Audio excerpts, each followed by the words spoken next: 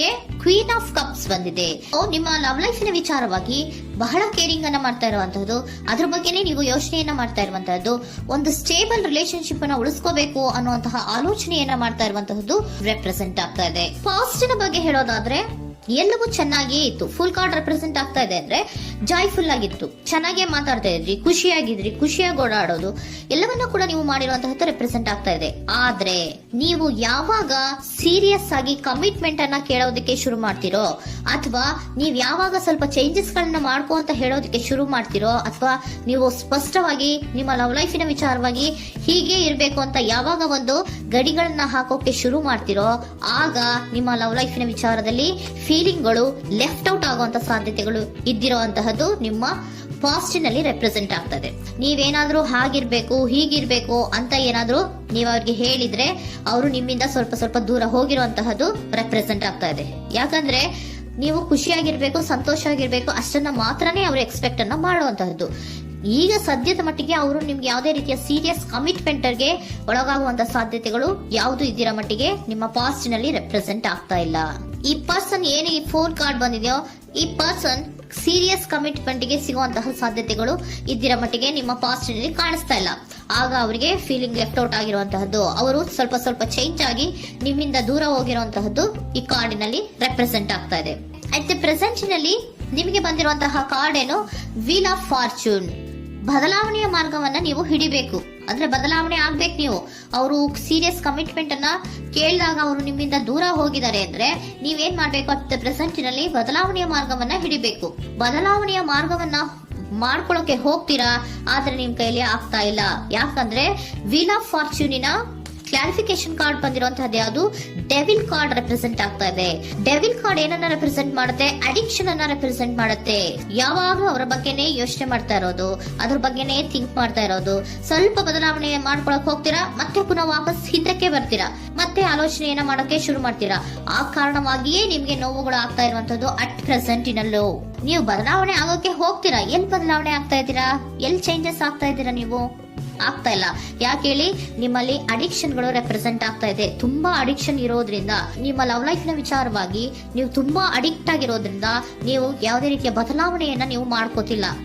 ನಿಮ್ಮ love life ನ ವಿಚಾರವಾಗಿ ನೀವು ಬದಲಾವಣೆಯನ್ನೇ ಮಾಡ್ಕೋತಾ ಇಲ್ಲ. ಅವ್ರು ಕಮಿಟ್ಮೆಂಟ್ ಕೊಟ್ಟಿಲ್ಲ, ಅವ್ರು ಹೋದ್ರು ಅಂದ್ಮೇಲೆ ನೀವು ಮುಂದೆ ಬರ್ಬೇಕು, ನಿಮ್ಮ ಜೀವನದಲ್ಲಿ ನೀವು ಮುಂದೆ ಬರ್ಬೇಕು. ಸೊ ನೀವು ಮುಂದೆ ಬರಕ್ ಹೋಗ್ತೀರಾ, ಆದ್ರೆ ಅಲ್ಲೇ ಸ್ಟ್ರಕ್ ಆಗ್ತಾ ಇರುವಂತಹದ್ದು ರೆಪ್ರೆಸೆಂಟ್ ಆಗ್ತಾ ಇದೆ. ನೀವ್ ಯಾವಾಗ ಅಡಿಕ್ಷನ್ ಗಳನ್ನ ಜಾಸ್ತಿ ಮಾಡ್ಕೋತಿರೋ ಅಬ್ಸೆಷನ್ ಆಗತ್ತೆ.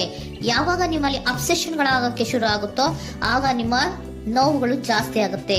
ಕಣ್ಣೀರಿಡೋದು, ನೋವನ್ನ ಪಡೋದು, ಸಂಕಟ ಪಡೋದು, ಪದೇ ಪದೇ ನೆನಪಿಸ್ಕೊಳ್ಳೋದು, ಅಳೋದು, ಆಗದೇ ಇಲ್ವೇನೋ ನನಗೆ ಅನ್ನುವಂತಹ ರೀತಿಯಲ್ಲಿ ಅಟ್ ಪ್ರೆಸೆಂಟ್ ನಲ್ಲಿ ಕೆಲವೊಬ್ರು ಇರುವಂತಹದ್ದು ರೆಪ್ರೆಸೆಂಟ್ ಆಗ್ತಾ ಇದೆ.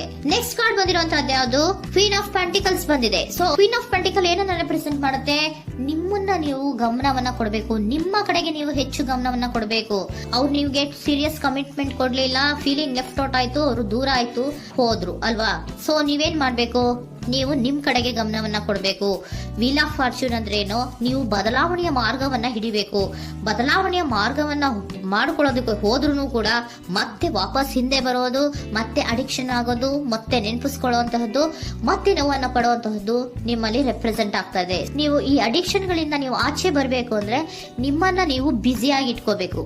ಟೈಮ್ ಇದ್ರೂ ಕೂಡ ಮತ್ತೆ ಪುನಃ ಹಿಂದೆ ಬಂದು ನೀವು ಆಲೋಚನೆ ಮಾಡುವಂತಹ ಸಾಧ್ಯತೆಗಳು ಇದೆ. ಅದಕ್ಕೆ ನೀವು ಅಟ್ ಪ್ರೆಸೆಂಟ್ ನಲ್ಲಿ ನೀವು ಆ ಫೀಲಿಂಗ್ ಇಂದ, ಈ ನೋವಿನಿಂದ ನೀವು ಆಚೆ ಬರ್ಬೇಕಂದ್ರೆ ನೀವೇನ್ ಮಾಡ್ಬೇಕು, ಸ್ವಲ್ಪ ಏನಾದ್ರೂ ಬ್ಯುಸಿ ಆಗ್ಬೇಕು, ಕೆಲಸಗಳನ್ನ ಮಾಡೋದಕ್ಕೆ ಶುರು ಮಾಡ್ಬೇಕು. ನಿಮಗೆ ಗೊತ್ತಿರುವಂತಹ ಯಾವ ಕೆಲಸವಾದ್ರೂ ಸರಿ, ನೀವು ಸ್ವಲ್ಪ ಬ್ಯುಸಿ ಆಗಿರೋದಕ್ಕೆ ಪ್ರಯತ್ನವನ್ನ ಮಾಡ್ತಾ ಇರುವಂತಹದ್ದು, ಮಾಡುವಂತಹದ್ದು ರೆಪ್ರೆಸೆಂಟ್ ಆಗ್ತಾ ಇದೆ. ಕೆಲವೊಬ್ರು ಮಾಡ್ತಾ ಇದ್ದೀರಾ, ಕೆಲವೊಬ್ರು ಮಾಡುವ ಕಡೆಗೆ ಆಲೋಚನೆಯನ್ನ ಮಾಡ್ತಾ ಇರುವಂತಹದ್ದು ಅಟ್ ಪ್ರೆಸೆಂಟ್ ನಲ್ಲಿ ರೆಪ್ರೆಸೆಂಟ್ ಆಗ್ತಾ ಇದೆ. ಇಮಿಡಿಯೇಟ್ ಫ್ಯೂಚರ್ ನಲ್ಲಿ ಏನ್ ರೆಪ್ರೆಸೆಂಟ್ ಆಗ್ತಾ ಇದೆ, ನೈಟ್ ಆಫ್ ಸೋರ್ಟ್ಸ್ ರೆಪ್ರೆಸೆಂಟ್ ಆಗ್ತಾ ಇದೆ. ನೀವು ಕ್ವಿಕ್ ಥಿಂಕಿಂಗ್ ಅನ್ನ ಮಾಡಿ ಏನೋ ಒಂದು ಆಕ್ಷನ್ ಅನ್ನ ತಗೋಬೇಕು ಅನ್ನೋದ ಆಲೋಚನೆಯನ್ನ ಮಾಡ್ತೀರಾ, ಬಹಳ ಫೋಕಸ್ ಅನ್ನ ಮಾಡ್ತೀರಾ ಒಂದು ವಿಚಾರವಾಗಿ, ಕ್ವಿಕ್ ಥಿಂಕಿಂಗ್ ಅನ್ನ ಮಾಡ್ಬೇಕು ಅಂತ. ಮತ್ತೆ ಪುನಃ ಏನ್ ಮಾಡ್ತೀರಾ, ನಿಮ್ಮ ಮುಂದೆ 2 ಆಪ್ಷನ್ಗಳು ಬಂದ್ಬಿಡುತ್ತೆ.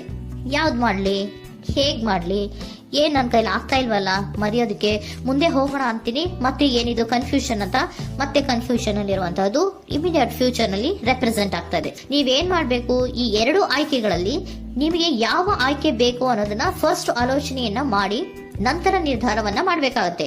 ಡಿಟರ್ಮಿನೇಷನ್ ಅಂಡ್ ಡೈರೆಕ್ಷನ್, ನಿರ್ಣಯವನ್ನ ಮಾಡಿ ಅದೇ ದಾರಿಯಲ್ಲಿ ನೀವು ಮುಂದೆ ಹೋಗ್ಬೇಕು ಈ ಆಲೋಚನೆಯನ್ನ ಮಾಡಬೇಕು. ಆ ರೀತಿಯ ಆಲೋಚನೆಯನ್ನ ಮಾಡಿದ್ರೆ ಇನ್ ನಿಯರ್ ಫ್ಯೂಚರಿನಲ್ಲಿ ನೀವು ಆ ರೀತಿಯ ಆಲೋಚನೆಯನ್ನ ಮಾಡಿದ್ರೆ ನಿಮ್ಮಲ್ಲಿ ಒಂದು ಪಾಸಿಟಿವ್ ಚೇಂಜಸ್ ಗಳಾಗತ್ತೆ. ಸ್ಟಾರ್ ರೆಪ್ರೆಸೆಂಟ್ ಆಗ್ತಾ ಇದೆ, ಕೆಲವೊಂದು ರೀತಿಯ ಪಾಸಿಟಿವ್ ಚೇಂಜಸ್ ಗಳು ಆಗತ್ತೆ. ನಿಮ್ಗೆ ಏಂಜಲ್ ಗೈಡೆನ್ಸ್ ಏನ್ ಕೊಡ್ತಾರೆ ಅನ್ನೋದನ್ನ ನೋಡೋಣ. ನಾಟ್ ದ ರೈಟ್ ಟೈಮ್, ಇದು ಕರೆಕ್ಟ್ ಆಗಿರುವಂತಹ ಟೈಮ್ ಅಲ್ಲ. The situation will improve, situation ಅನ್ನೋದು ಇಂಪ್ರೂವ್ ಆಗುತ್ತೆ ಯಾವಾಗ, ಇಫ್ ಯು ಬಿಲೀವ್, ನೀವು ನಂಬಿಕೆ ಇಟ್ಟಾಗ ಮಾತ್ರ ಸಿಚುಯೇಷನ್ ಅನ್ನೋದು ಇಂಪ್ರೂವ್ ಆಗುವಂತಹದ್ದು. ಏನೀಗ ಬೇಜಾರಿನಿಂದ ಇದ್ದೀರಲ್ಲ, ಈ ನೋವು ಯಾವಾಗಲೂ ಶಾಶ್ವತವಾಗಿ ಇರುವಂತಹದ್ದು ಅಲ್ಲ. ನಾಟ್ ದ ರೈಟ್ ಟೈಮ್, ಇದು ಕರೆಕ್ಟ್ ಆಗಿರುವಂತಹ ಸಮಯ ಅಲ್ಲ. ಸ್ವಲ್ಪ ವೇಟ್ ಮಾಡು, ನೀವು ಚೇಂಜಸ್ ಮಾಡ್ಕೊಳ್ಳೋ ಕಡೆಗೆ ಹೆಚ್ಚು ಗಮನವನ್ನ ಕೊಡು, ಅಲ್ಲಿ ಚೇಂಜಸ್ ಆಗತ್ತೆ ಅನ್ನೋದನ್ನ ಏಂಜಲ್ ಗೈಡೆನ್ಸ್ ನಿಮ್ಗೆ ಕೊಡ್ತಾ ಇದ್ದಾರೆ. Surrender your full power. Your life is a calling for you to step into your full power rather than playing it small. ನೀವು ಧೈರ್ಯವಾಗಿ ಒಂದು ಹೆಜ್ಜೆಯನ್ನ ಮುಂದಕ್ಕೆ ಇಡಬೇಕು. ಸೊ ಮುಂದೆ ಹೋಗುವಂತಹ ಆಲೋಚನೆಯನ್ನ ಮಾಡಬೇಕು. ಪವರ್ ಇಂದ, ನಿಮ್ಮಲ್ಲಿರುವಂತಹ ಪವರ್ ಅನ್ನ ಯೂಸ್ ಮಾಡ್ಕೊಳ್ಳಿ. ಯಾಕೆ ನನ್ನಲ್ಲಿ ಏನು ಇಲ್ಲ, ನನ್ನ ಕೈಲಿ ಏನೂ ಆಗಲ್ಲ ಅಂತ ಯಾಕೆ ಕೂತಿದ್ದೀರಾ? ನೀವು ಏನ್ ಮಾಡ್ಬೇಕು, ಬಹಳ ಧೈರ್ಯದಿಂದ ಮುಂದಕ್ಕೆ ಹೋಗಿ ಅನ್ನೋದನ್ನ ನಿಮ್ಗೆ ಸರೆಂಡರ್ ಕಾರ್ಡ್ಗಳು ಕೂಡ ಹೇಳ್ತಾ ಇದ್ದಾರೆ.